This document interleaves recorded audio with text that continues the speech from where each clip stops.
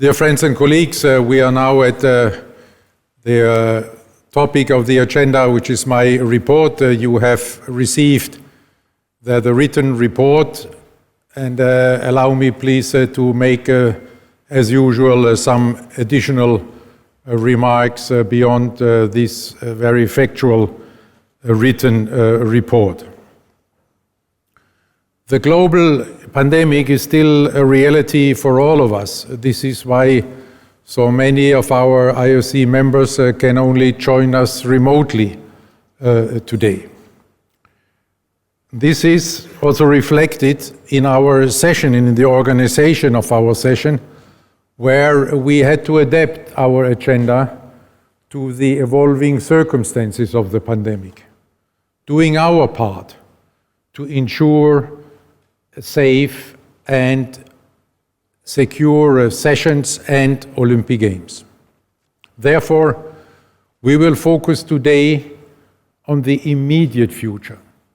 The more long-term issues we will discuss when we reconvene our IOC session on the 20th of May this year. We can address both the immediate and the long-term future of our Olympic movement from a position of strength. I think I can speak for all of us when I say that in such uncertain times, navigating our Olympic movement into this strong position was by no means a foregone conclusion. This was only possible because of what we have achieved with our Olympic Agenda 2020 reforms and what is already taking shape with our Olympic Agenda 2020+5. The huge success of the Olympic Games at Tokyo 2020 greatly contributed to this. And most importantly, it was possible only because we stood together. We were and we are united, even in the face of great adversity. And this is something we can all be very proud of. Just over 6 months ago, we celebrated the historic Olympic Games Tokyo 2020. Now, with some distance, we can see much clearer what an overwhelming success this was. Just to remind us, 1 year ago, many had doubts whether these games could take place at all. Only very few were confident that they would be such a success. These were unprecedented Olympic Games, and it took all of us an equally unprecedented effort to make them happen. Most importantly, we made them happen in a safe way. There was an overwhelming positive global response to these Olympic Games. It became maybe more obvious than ever before that organizing the Olympic Games needs the efforts of so many: the national Olympic committees, the international federations, the organizing committee, of us, the IOC, hundreds of thousands of volunteers from across the globe, and so many more. The athletes expressed their gratitude and their appreciation throughout their time in Tokyo. The first thing so many of them said: "We are so grateful that we can be here." They said this in interviews, at press conferences, on social media. And many of us had the privilege to experience this personally when we met the athletes in the Olympic Village. Today, it is us who say, we are grateful to the athletes for having lived the Olympic spirit in such a wonderfully moving way. The athletes gave these games a great Olympic soul. They connected with each other in a special way, savoring every moment together after being apart for so long. Even with empty stands, they celebrated together with their family and loved ones, brought together by the OBS Athletes Moment video link. These emotional and deeply human moments touched the hearts of billions of people around the world, and it touched our hearts.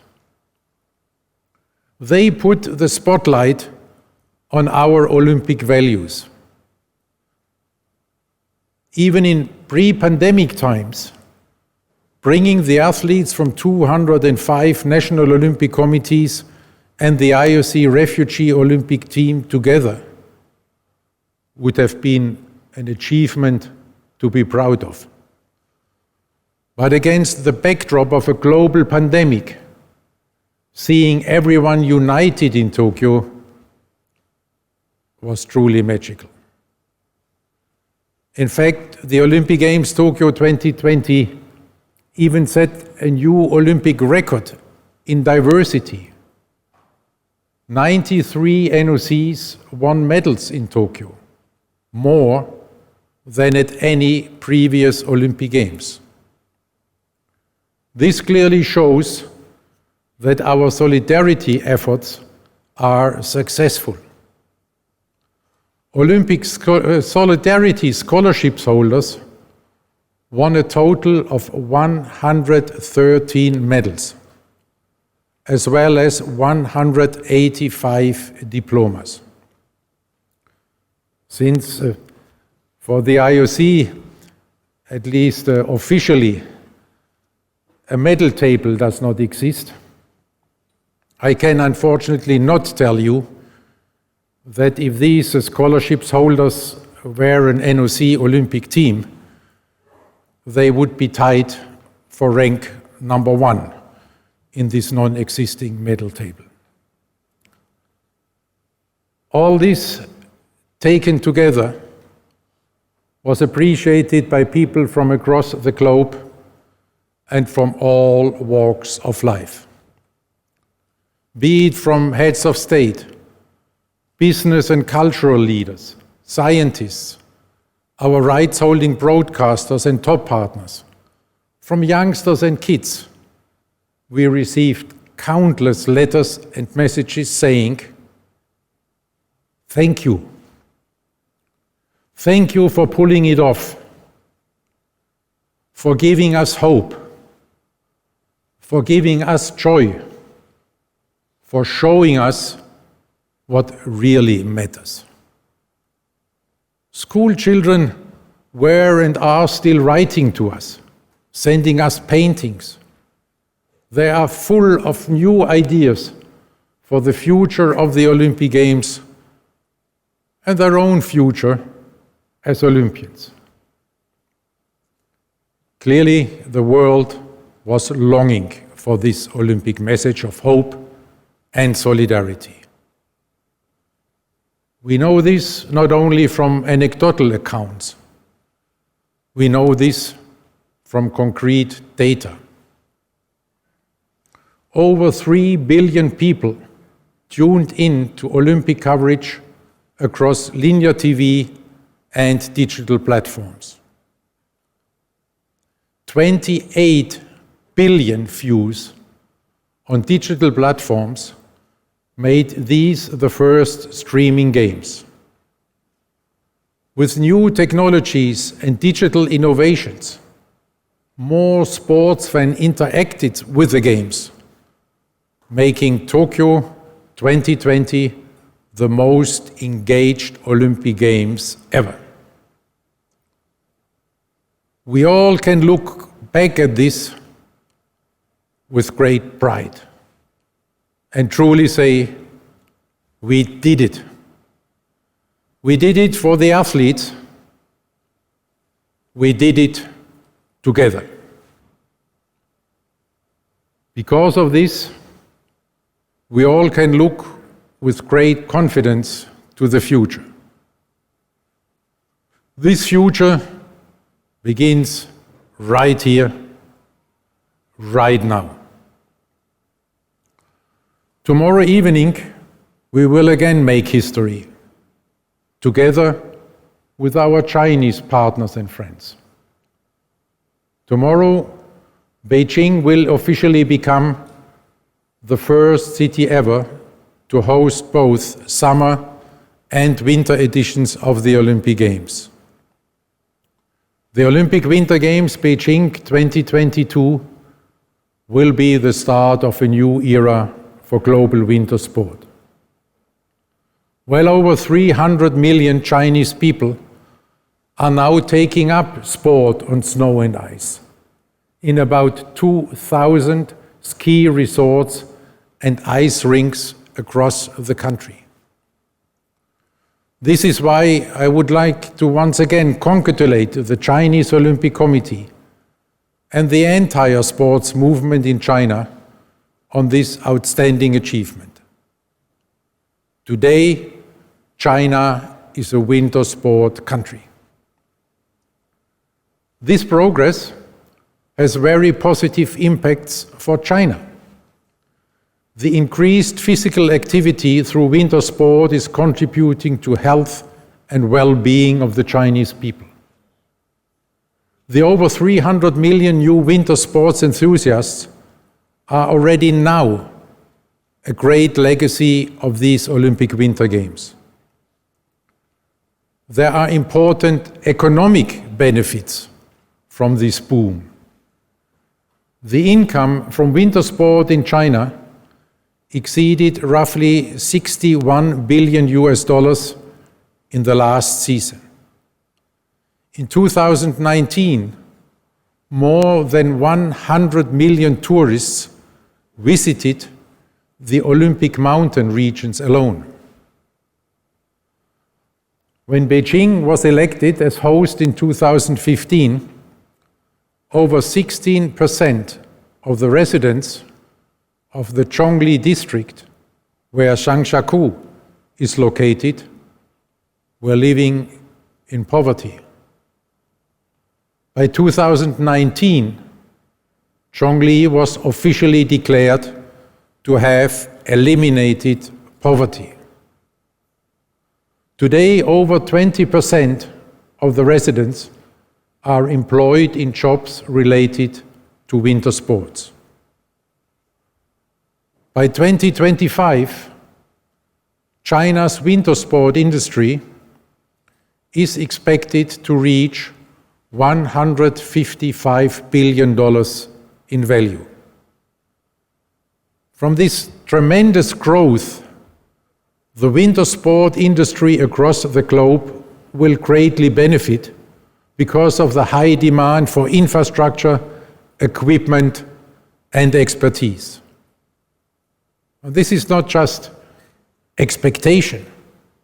This is already happening now, during the preparation for these Olympic Winter Games, where much of the technology and know-how have been provided by companies from the traditional winter sport markets.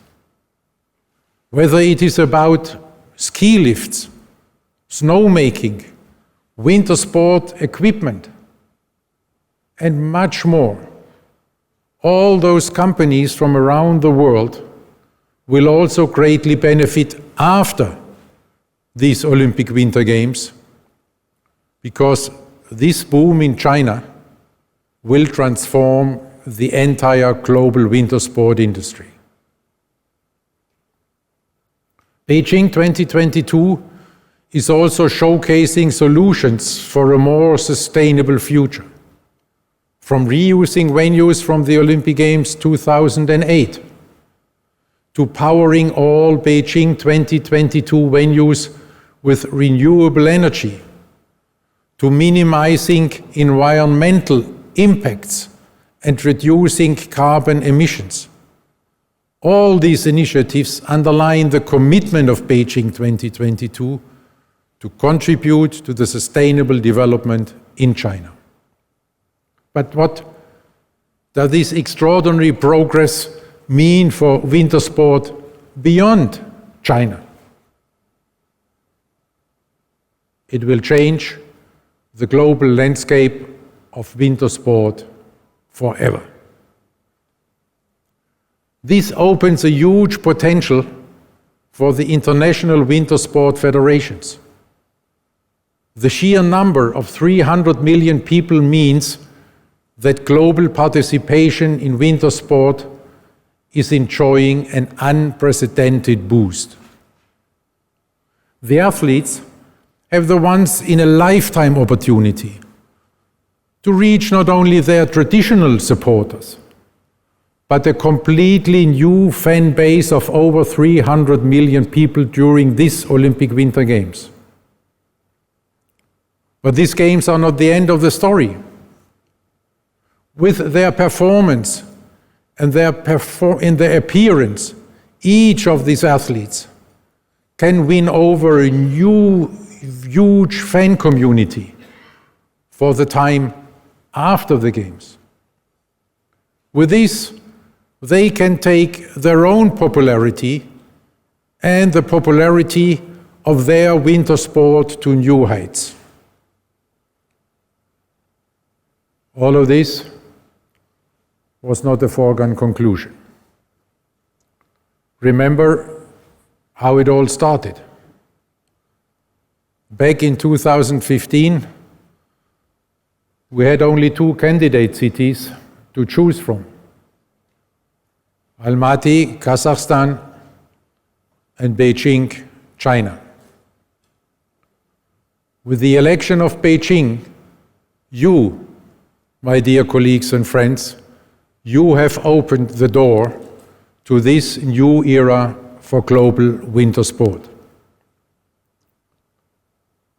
Today, 7 years after, everything is in place for outstanding Olympic Winter Games. There are magnificent Olympic venues for the athletes to shine. There are the highly effective COVID-19 countermeasures in the playbook. And thanks to this meticulous preparation, with the well-known Chinese efficiency and dynamism, the athletes are enjoying excellent and safe conditions. Thanks to this, they can fully concentrate on making their Olympic dream come true. Already now, I would like to express our great thanks to the Beijing 2022 Organizing Committee, who will report to us later. I would also like to express all our gratitude to the Chinese people and all public authorities for making this possible. Over the next 2 weeks, the best winter sport athletes of the world will be fierce rivals on the fields of play. They will engage in intense competition for the highest prize, while at the same time living peacefully and respectfully together. In this way, the athletes will show how the world would look like if we all respect the same rules and each other. This is the mission of the Olympic Games, bringing the world together in peaceful competition, uniting humankind in all our diversity, always building bridges, never erecting walls.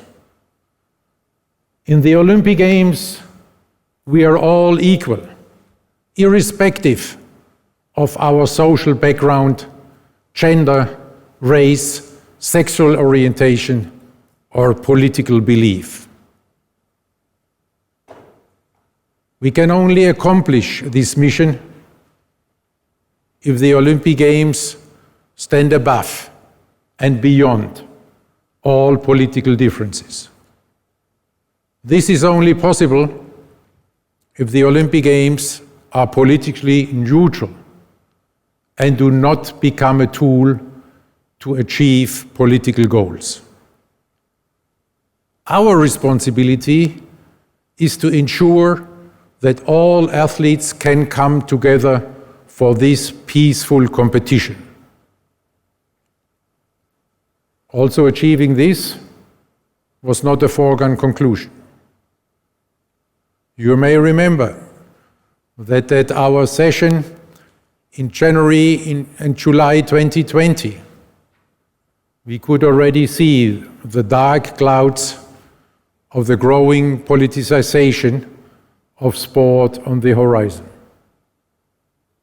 We also saw that in some people's minds, the boycott ghosts of the past were rearing their ugly heads again. This is why we have been even working harder to get this unifying mission of the Olympic Games across to as many leaders and decision makers as possible. The United Nations, the G20 leaders, intergovernmental organizations and national governments, individual politicians, and many, many more. In all these conversations, we stressed that the Olympic Games can only accomplish this mission, that we only can get all humanity together in all our diversity if the Games stand beyond all differences and political disputes. We appealed to them to respect this precious mission of the Olympic Games. Today, we can be happy and proud that apparently this message got through. All the athletes who have been overcoming great uncertainties in this respect for so long can now make their dream come true and compete at the Olympic Winter Games Beijing 2022. This is thanks to the now wide support of the international community. This support is in particular illustrated by the Olympic Truce Resolution, which was adopted by consensus of all 193 member states of the United Nations General Assembly. This strong, unanimous support was confirmed only a few days ago by a solemn appeal of the President of the UN General Assembly. We are very happy that following our invitation, we can tomorrow welcome at the opening ceremony both the UN Secretary General and the President of the UN General Assembly to support us and to support these Olympic Winter Games. Significantly, the Truce Resolution recognizes this mission of the Olympic Games. It calls upon all member states, and here I quote, to cooperate with the International Olympic Committee and the International Paralympic Committee in their efforts to use sport as a tool to promote peace, dialogue, and reconciliation in areas of conflict during and beyond of the period of the Olympic and Paralympic Games. End of quote. What other event enjoys the support of all the UN member states by way of such a resolution? At least I cannot think of many, if any. But we know that sport alone cannot create peace. We cannot take decisions on war and peace. This is the exclusive remit of politics. But when it comes to peace, also words and symbols are important. Because, again, these symbols, and the symbol of the Olympic Games show us how the world can look like if we all respect the same rules and each other. The Olympic Games are this symbol of peace and unity, showing us the way to a better and more peaceful future.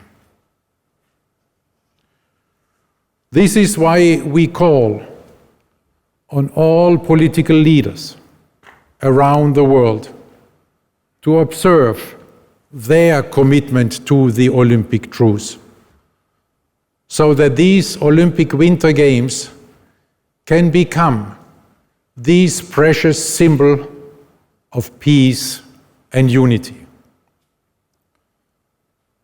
And we are very happy that just last night we could also receive a very supportive message of Pope Francis, who is greeting the athletes assembled here in Beijing to celebrate these Olympic Winter Games, and who is emphasizing the role of the IOC and the IPC and of the Olympic Games, as he designates it, as peacemakers.